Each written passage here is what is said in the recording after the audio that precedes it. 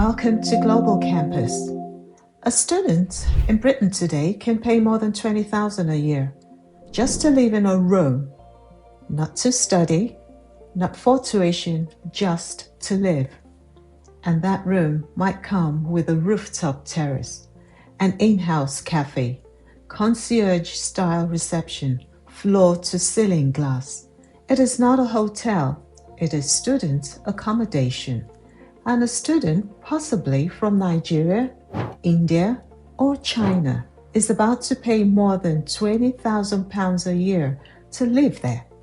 This episode is about why that building exists, who benefits from it, and what it tells us about what universities are quietly becoming. Let's start with the numbers, because they are striking.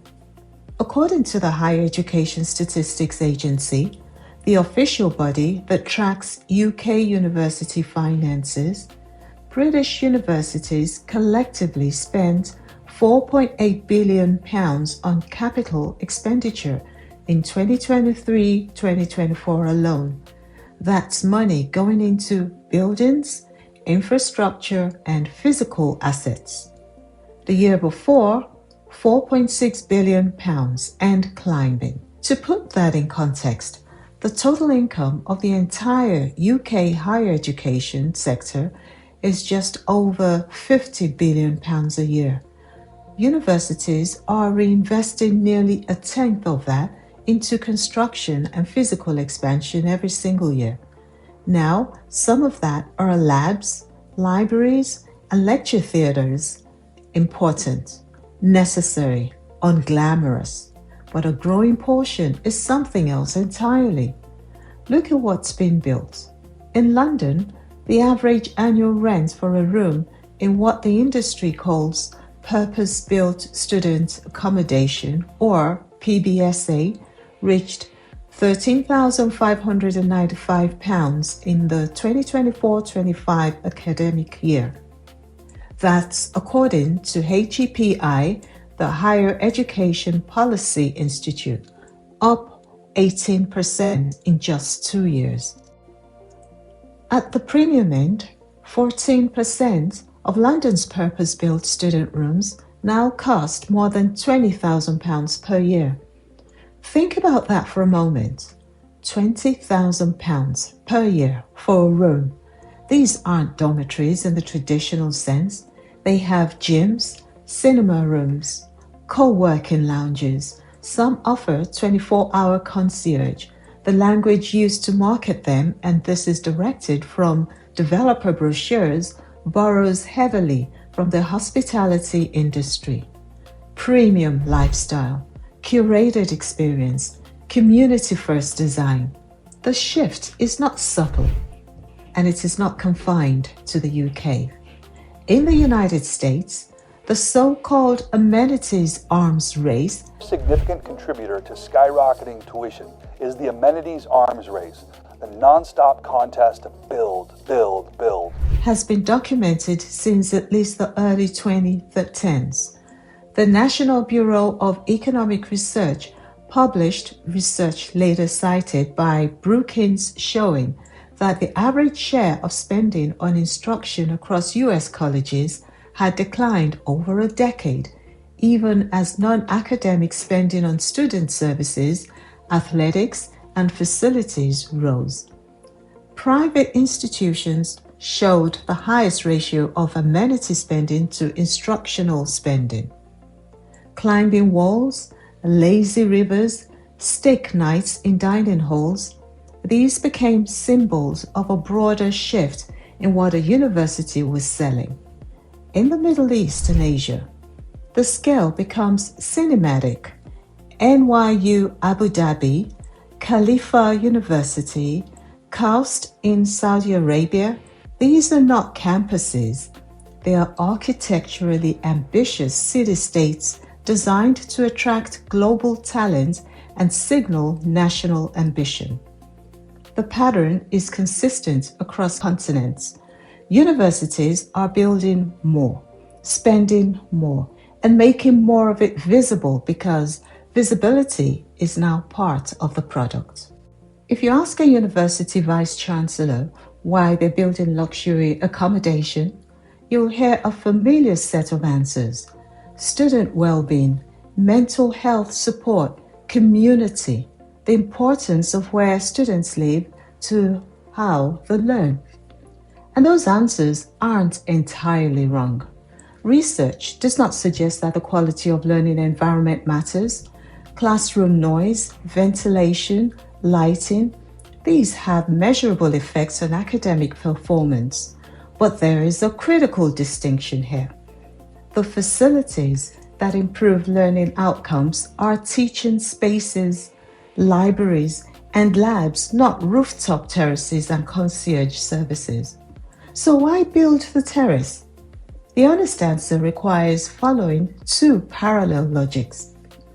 What's emerging is something we could call the university experience economy, where universities are no longer competing only on education, but on the total experience they can sell. British universities operate in a market. Since 2012, when the cap on domestic tuition fees was raised to £9,000 and the government teaching grants were slashed, universities have had to behave more like businesses. They compete for students, they compete for rankings, and they compete for something that matters enormously to their revenue model: international students. Research from the National Bureau of Economic Research confirmed what many in higher education already knew. Most students, particularly those who aren't targeting the very top-ranked universities, value amenities and they're willing to pay for them. Wealthier students, the research found, show a stronger preference for consumption amenities: the fancy dorms, the well-equipped gyms, the curated social spaces. International students, often from wealthy families making a once-in-a-family investment in a foreign degree, are especially influenced by the physical environment. They want to see where they're going to live. They want to be reassured. A gleaming building signals quality, even if that quality has nothing to do with the lecture hall. The second logic is financial, and this is where the story deepens considerably. It is not an overstatement to say that UK universities have built an entire financial model around one group of people: international students. In 2023-24, there were approximately 730,000 overseas students enrolled in the UK universities, making up 25% of the total student population. That figure comes from the Migration Observatory at Oxford. Their fees, according to HESA data, international student fees generated £12.1 billion for UK universities in 2023-24, representing 23% of the sector's total income, up from just around 5% of total income in the mid-1990s. To understand why that matters, you need to understand what domestic students are worth to a university by comparison. UK graduates pay a capped fee of £9,250 a year. That cap has been frozen in real terms. The Institute for Fiscal Studies calculated it was worth just £6,200 in today's prices by 2024, the lowest per student funding since the mid-1990s. International undergraduates, they pay market rates, no cap. At UCL, for example, an international BSc physics student paid £35,000 a year in 2023-2024, nearly 4 times the domestic rate. For some postgraduate programs and MBAs, fees can exceed £45,000 or £120,000 at elite business schools. and universities make a significant surplus on those fees.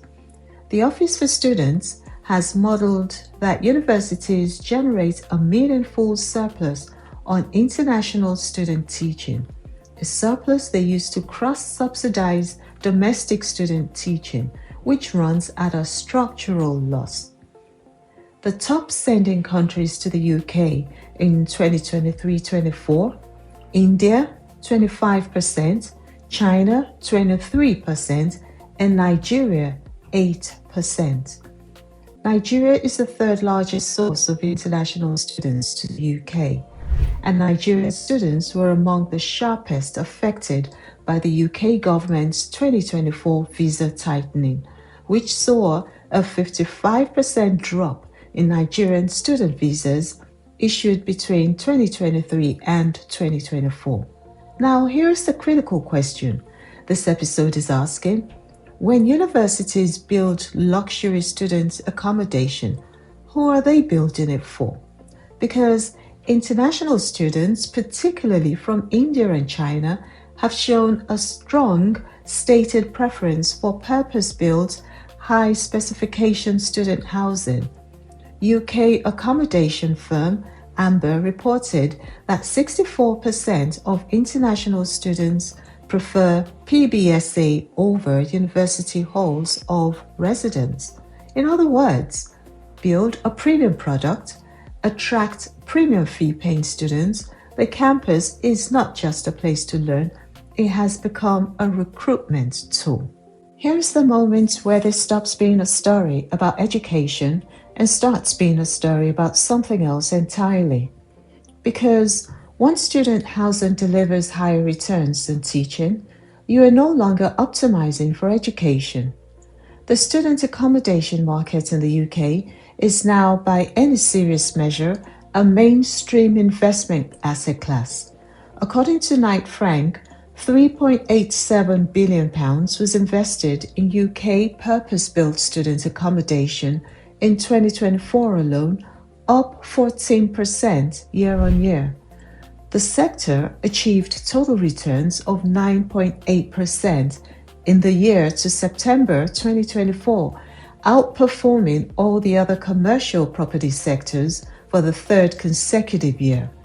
That's not from a university brochure, that's from investment analysis.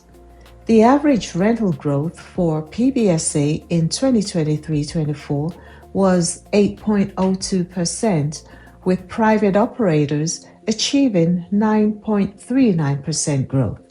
In cities like Glasgow, private sector PBSA rents grew by more than 19% in a single year.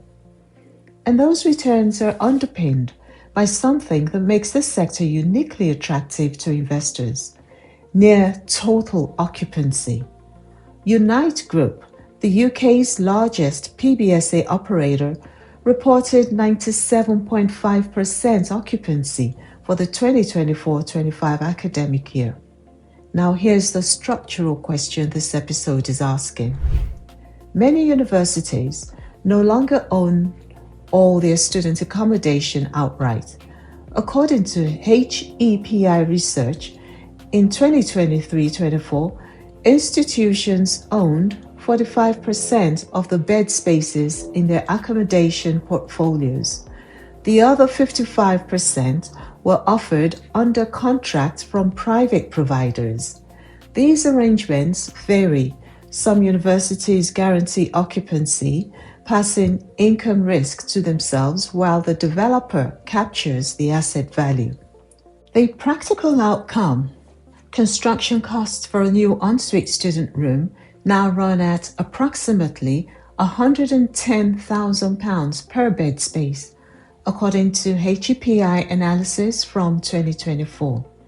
At that price point, only rents of over £200 per week make development economically viable, which is exactly why new PBSA supply is concentrating in cities like Bristol, Manchester, Edinburgh, and London, where students, and particularly international students, can absorb those costs.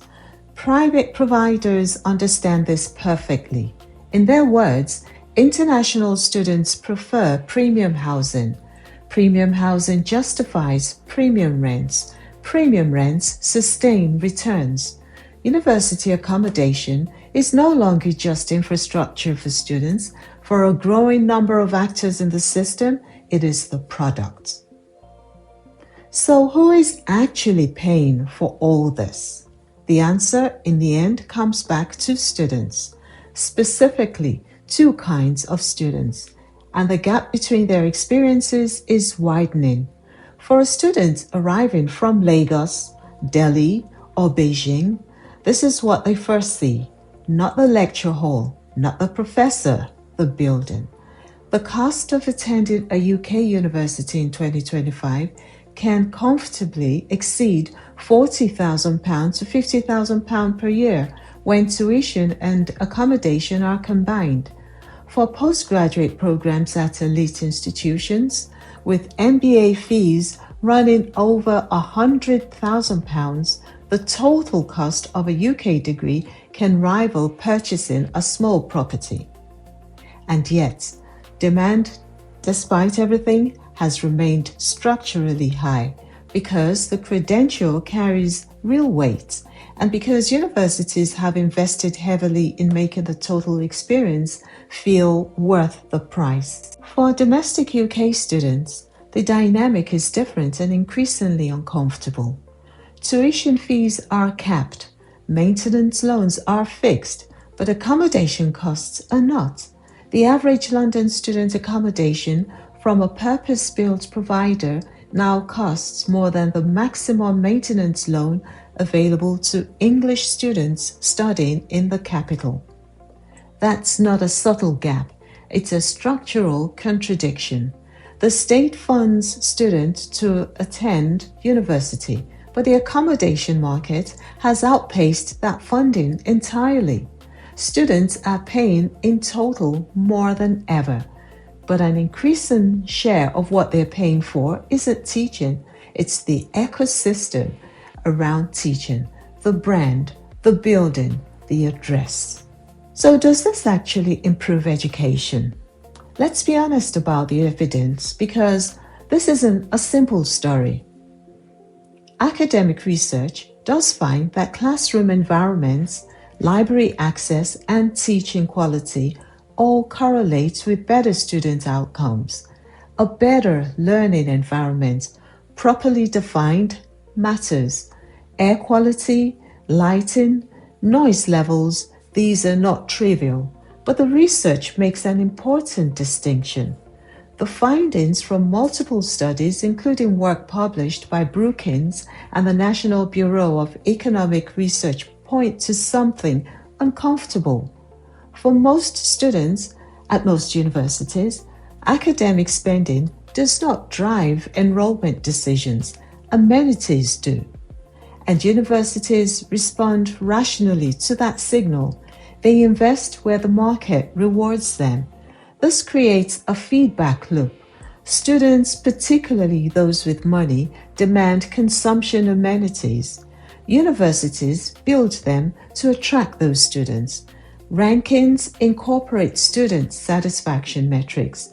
Better satisfaction scores help rankings. Better rankings attract more fee-paying students, which fund more amenities. Meanwhile, the IFS found that only 67% of UK academic staff are on permanent contracts, compared to 94% in the wider labour market. Teaching is being delivered increasingly by contingent, short-term contract staff. While the building looks more like a hotel, the people delivering the actual education are on increasingly precarious terms. That tension is worth sitting with. There is no clean evidence that a rooftop terrace improves a student's employability. There is growing evidence that it improves a university's marketing collateral. What happens if this model breaks? Here's the thing about building a financial model on a single revenue stream. It is only as stable as that stream. In 2024, UK universities discovered how quickly the stream can shift. Visa rule changes, specifically the January 2024 ban on taught postgraduate students, bring independence, triggered an immediate and dramatic response. Sponsored study visa issuances fell 14% in 2024. Nigerian student visas fell 55%. Indian student visas fell 26%. The financial consequences were direct.